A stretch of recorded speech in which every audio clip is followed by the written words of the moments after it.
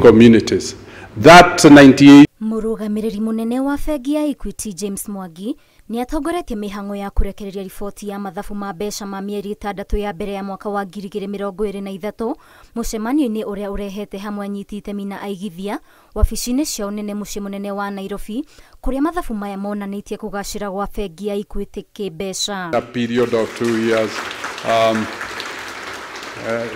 Kũringana na James Mwangi, baita ya bengi ya Equity gũkinyĩra rĩu nĩ birioni 26.3, kũrĩa augĩte ũgacĩru wa wonjoria wa bengi ya Equity umanĩte na ũnyitanĩri mũrũmu na thirikari gũkinyĩrĩria motungata kũrĩ mũingĩ, kuona nĩ njĩra ĩmwe ĩrĩa ĩrambatĩria baita ya bengi ya Equity. Again, because of the macroeconomic environment, the yields on government securities have picked up, and we see a 100 basis point increase in the entire yield of government securities.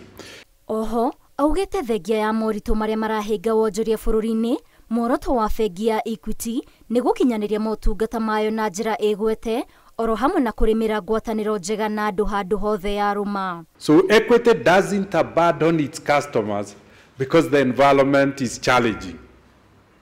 It works with the customers to wade through a turbulent time. Mĩtaratara ĩrĩa bengi ĩno ĩhĩmbĩire nĩguo kuonjorithia makĩria nĩ kũgacĩrithia motungata ma ngombo na kũiga kĩgĩna kũhũthĩra thimũ cia moko, ũndũ ũrĩa ũnyitĩrĩire mathabu ma bengi ĩno na njĩra nene, kuona ngombo cia mũigana wa gĩcunjĩ kĩa 87 harĩ igana nĩ cia kũgerera thimũ cia moko. Transformations using innovation tools, and we see the digital banking in terms of volume. We are now on digital channels more than 2 times. Initially, we used to say low value transactions are on digital channels, but we now see that those digital channels are handling more than 2/3 of the entire volume of the group. Ũnyitanĩri na thirikari nene, bengi ya Equity nĩ yongereire ngombo ĩrĩa ĩheaga arĩmi kuma gĩcunjĩ kĩa 3 harĩ igana nginyagia gĩcunjĩ kĩa 16 harĩ igana nĩguo kũgacĩrithia ũkũria wa irio, oro hamwe na kũng'ethanĩra na ũcenjia wa rĩera. We take pride that we have partnered with the government and played a very huge role to really secure food security for our people.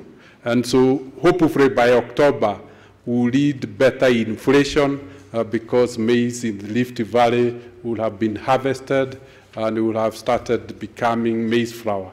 Ngĩribotera Inooro TV, njĩtagwo Waithĩra wa Ndwati. Isabella, thank you very much.